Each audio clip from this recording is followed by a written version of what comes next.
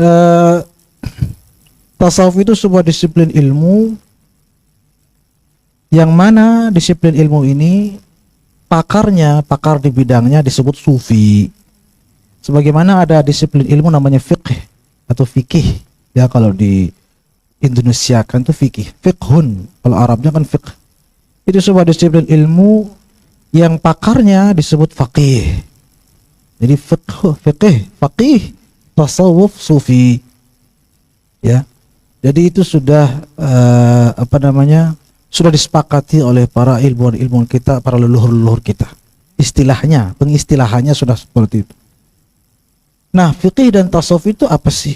Sebenarnya fikih dan tasawuf adalah dua ilmu yang saling melengkapi. Bahkan tidak boleh salah satunya, harus dua-duanya.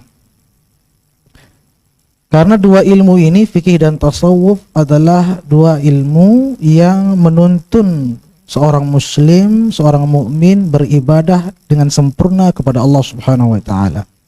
Fikihnya adalah menuntun bagaimana beribadah secara lahiriah, sholat, bagaimana wudu, mana duluan, tangan sebelah mana, bagaimana anggota sujud dan lain sebagainya, belum puasa, zakat, haji dan seterusnya.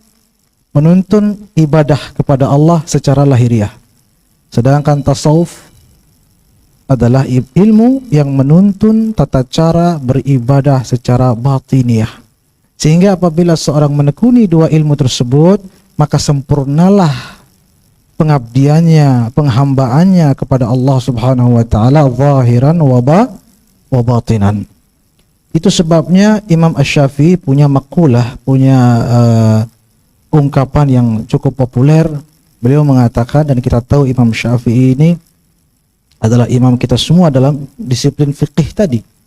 Beliau mengatakan walaupun beliau adalah pakar fikih, bahkan penggagas mazhab yang sangat masyhur, yaitu mazhab Syafi'i, beliau menegaskan semasa hayat beliau jangan cukup dengan ilmu fikih ini. Beliau mengatakan faqihan wa sufiyan fakun laisa wahidan fa inni wa haqqillahi iyyaka ansahu fadzalika qasin lam yadhuq qalbuhu tuqan wa dzalika jahulun kaifa dzul jahli yasluhu. Jadi dalam bentuk syair beliau mengatakan faqihan wa sufiyan fakun laisa wahidan, jadilah ahli fikih dan ahli tasawuf, jangan jadi salah satu.